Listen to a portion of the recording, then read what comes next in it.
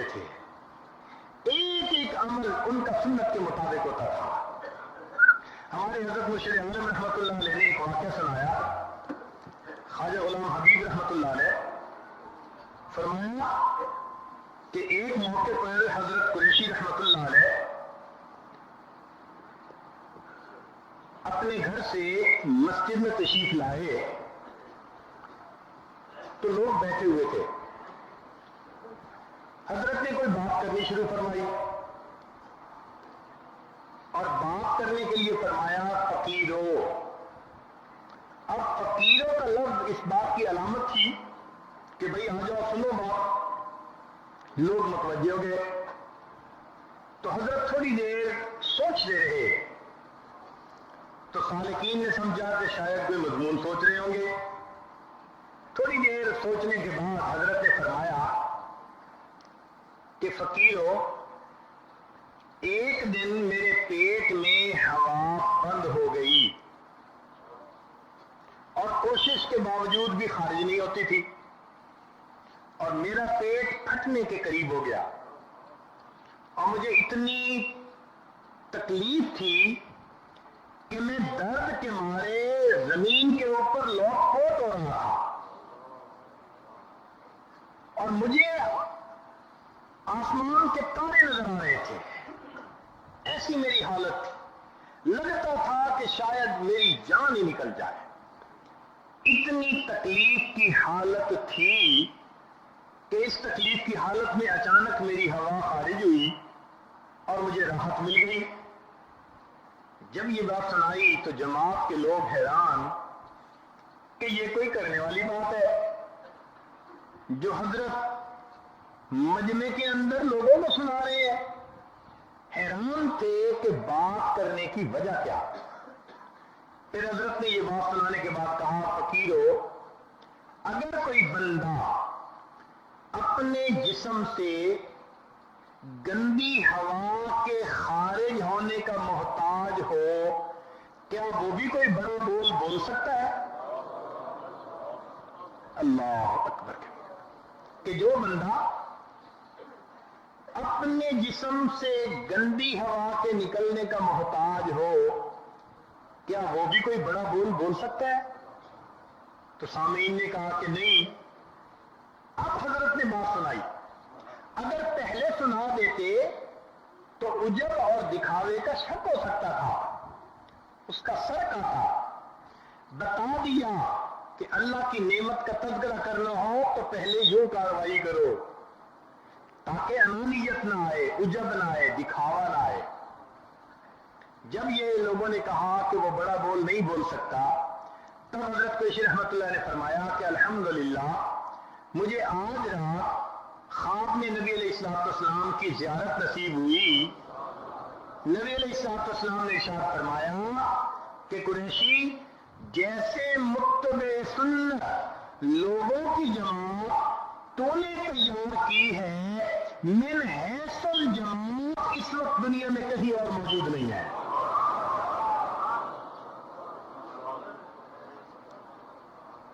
کہ جیسے متبع سنت لوگوں کی جماعت تو نے تیار کی ہے, اس وقت من حیث الجماعت وہ دنیا میں کہیں موجود نہیں ہے. یہ سنت کی اتباع کیسے مل جاتی ہے؟ گناہوں سے دل کراہت کرنے لگ جاتا تھا. چنانچہ اللہ والوں کی جگہوں کی ایک برکت یہ بھی ہوتی ہے کہ انسان اگر توبہ کرے تو جلدی قبول ہو جاتی ہے اور گناہوں سے بچنا اللہ تعالیٰ آسان کر دیتے ہیں. یہ ان جگہوں کی یہ برکتیں ہوتی ہیں. اللہ کے مقبول بندوں کی جو جگہیں ہیں یہ ان پر آنے کی برکات ہیں. اس لیے آپ دیکھیں گے کہ لوگ بڑے تقاریر کرتے ہیں, زمین آسمان کے کلہاتے ملا دیتے ہیں, لوگ اٹھتے ہوئے دامن جھاڑ کے کھڑے ہو جاتے ہیں, کسی کی زندگی نہیں بدلتی, بلکہ ان میں سے تو آدھوں کی شاید فجر کی نماز ہی قضا ہو جاتی ہو. اور ایک اللہ والوں کی محفلیں ہوتی ہیں کہ لوگ اٹھتے ہیں سچی توبہ کر کے. کتنے لوگ ہوتے ہیں جن کو پہلے فسق و فجور والوں کی فہرست میں شامل کیا تھا, مجلس ختم ہوتی ہے اللہ کے پسندیدہ بندوں کی فہرست میں شامل کر لیا جاتا ہے. تو آج کی اس مجلس کا بنیادی مقصد گناہوں سے سچی توبہ کرنا اور زندگی کو بدلنے کا ارادہ کرنا. فقط الفاظ سننے، بیانات سننے، فلاں کی تقریر ایسی، کمنٹس پھڑکا دینے، یہ مقصد نہیں ہے. مقصد کو سمجھیے. ہم بدلنے کی نیت سے آئے ہیں. اپنے اندر جھانکیں گے. جو گناہ کرتے ہیں ان گناہوں کو چھوڑنے کی نیت سے آئے ہیں. جب یہ گناہوں کو چھوڑیں گے پھر نسبت کا حاصل ہونا بہت آسان ہوتا ہے. اب اسی بات کو ایک اور انداز سے میں عرض کر کے بات کو مکمل کروں کہ اگر ایک آدمی پر غسل فرض ہو جائے تو یہ بندہ نجس کہلائے گا. اس کے لیے پاک ہونا لازم. یہ مسجد میں داخل نہیں ہو سکتا. کوئی کہے جی میں جنوبی ہوں، میں مسجد میں داخل ہوتا ہوں، شریعت کہے گی حرام، تو مسجد میں قدم نہیں رکھ سکتے. کیوں؟ کہ تم ناپاک ہو اور یہ پاک پروردگار کا گھر ہے. اس کے لیے تمہیں اس نجاست سے پاک ہونا ہے. اور اگر وہ بندہ کہے جی ٹھیک ہے میں غسل تو کر لیتا ہوں، مجھے غسل کیے 4 گھنٹے گزر گئے، اس وقت وضو میں نہ کر سکا،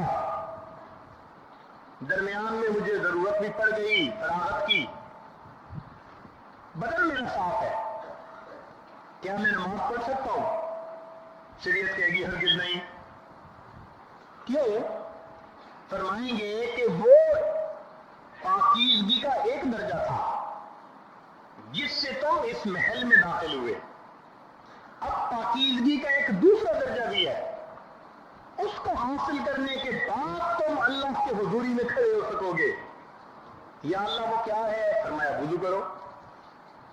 چنانچہ غسل کرنا بھی ضروری اور وضو کرنا بھی ضروری. جو پروردگار اپنے گھر میں ناپاک بندے کو داخل نہیں ہونے دیتا، جو مصلی پہ بے وضو بندے کو کھڑا نہیں ہونے دیتا، وہ ناپاک دل والے بندے کو اپنے اولیاء میں کیسے شامل فرما سکتے ہیں؟ یہ دلوں کا گناہوں سے پاک ہونا یہ شرط ہے ولایت کی. آج ہمیں یہ عہد کرنا ہے کہ ہم گناہوں کو چھوڑیں گے اور آئندہ نیکی تقوی کی زندگی گزاریں گے. کیا خوبصورت بات کی رب کریم نے. ارشاد فرمایا ما یرید اللہ لیجعل علیکم من حرج ولکن یرید لیطہرکم. اللہ تعالیٰ یہ جو احکام شریعت ہیں ان کے ذریعے تمہیں بوجھ میں نہیں ڈالنا چاہتے، اللہ تعالیٰ تمہیں پاک کرنا چاہتے ہیں. وَلِيُتِمَّ نِعْمَتَهُ عَلَيْكُمْ، اور اللہ اپنی نعمتیں تم پر کامل کرنا چاہتے ہیں. اس کا مطلب جو بندہ گناہوں سے 100% بچتا ہے اس پر اللہ کی نعمتیں شامل ہوا کرتی ہیں. لَعَلَّكُمْ تَشْكُرُونَ، تاکہ تم اللہ کا شکر ادا کرو. ایک بچہ رو رہا ہے تو آدمی پوچھتا ہے کہ بچہ کیوں رو رہا ہے، کوئی اس کے پاس نہیں؟ تو جواب ملے عورت تو ہے. وہ کہے گا کہ عورت بھی ہے قریب اور بچہ پھر رو رہا ہے، کیا اس کی امی پاس نہیں؟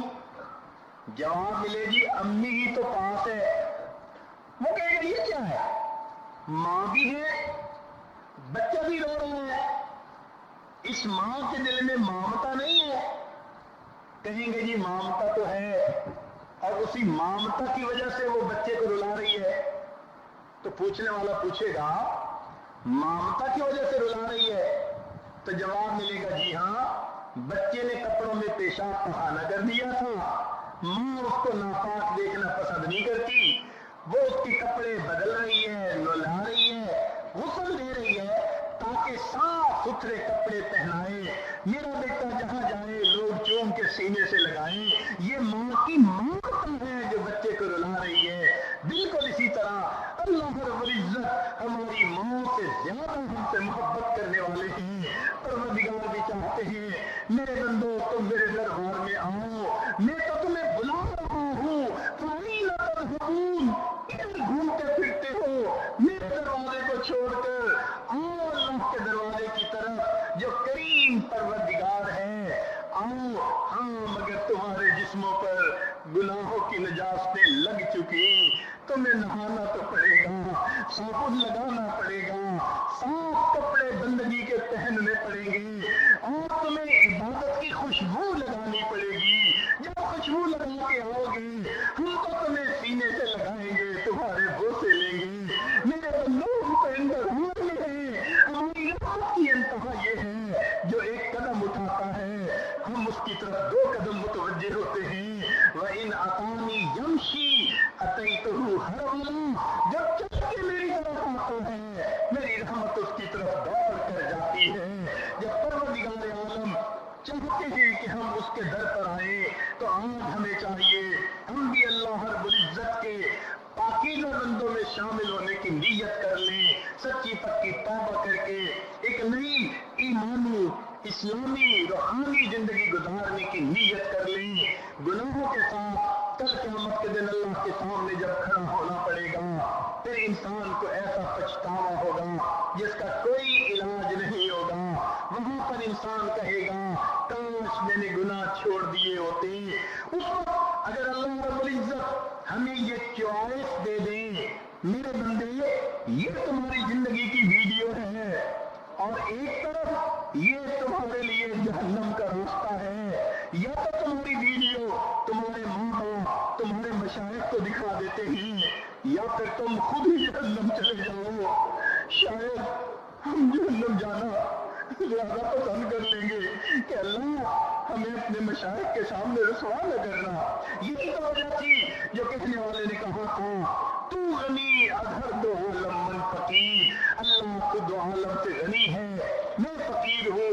रोज़े महशर उज़्र-ए मुंतज़िर, क़यामत के दिन अल्लाह मेरे उज़्रों को कबूल कर लीजिएगा। गर तुम्ही बीनी हिसाबम नागुज़ीर, और अगर आप जान लें कि आपने मेरा हिसाब लाज़िमन लेना है, अब निगाहे मुस्तफ़ा पिन्हा मगीर, अल्लाह मुस्तफ़ा करीम की निगाहों से मेरा हिसाब वो जल ले लेना। मैं आका को क्या चेहरा दिखाऊंगा, मैं दुनिया में क्या करतूत करता फिरा। अल्लाह रब्बुल इज्जत आप क़यामत के दिन हमें रिसवाई से जिल्लत से बचा लीजिएगा। तो आज अल्लाह की रहमतों का दरिया बह रहा है, इन मशाइख की यहाँ मौजूदगी उन रहमतों की दलील है। हम अल्लाह से उसकी रहमतें मांगी। ऐ परवरदिगार रहमत का मामला फरमा दे। सुन फरियाद मेरे सोने अल्लाह, सुन फरियाद मेरे सोने अल्लाह, ते मैं होर सुनूं तेनू तेरी जिया मैनू होर न कोई, ते मेरी जिया लख तेनू। सुन फरियाद मेरे सोने अल्लाह, ते मैं होर सुनूं तेनू तेरी जिया मैनू होर न कोई। अल्लाह दुनिया का साहिल अगर किसी दरवाजे पे जाए और उसको इनकार हो वो तो कोई हसरत की बात नहीं, वो दूसरे दरवाजे पे चला जाएगा, तीसरे दरवाजे पे चला जाएगा, एक से एक दरवाजे उसके लिए है। मसला तो हमारा है, हमारे पास तो तेरे सिवा दरवाजा ही कोई नहीं है। सोना फरियाद मेरे सोने अल्लाह, ते मैं होर सुनूं तेनू तेरी जिया मैनू होर न कोई। आपकी जात में आपकी सिवा में किसी को शरीक नहीं करते, आप एक ही परवरदिगार है हमारे। सोना फरियाद मेरे सोने अल्लाह, ते मैं होर सुनूं तेनू तेरे जिया मैनू होर ਹੋਰ ਨਾ ਕੋਈ ਤੇ ਮੇਰੀ ਜਿਉਂ ਲੱਖ ਤੈਨੂੰ ਜੇ ਵੇਖਾਂ ਆਪਣੇ ਅਮਲਾਂ ਦੇ ਵੱਲ ਤੇ ਕੁਝ ਨਹੀਂ ਮੇਰੇ ਪੱਲੇ ਜੇ ਵੇਖਾਂ ਆਪਣੇ ਅਮਲਾਂ ਦੇ ਵੱਲ ਤੇ ਕੁਝ ਨਹੀਂ ਮੇਰੇ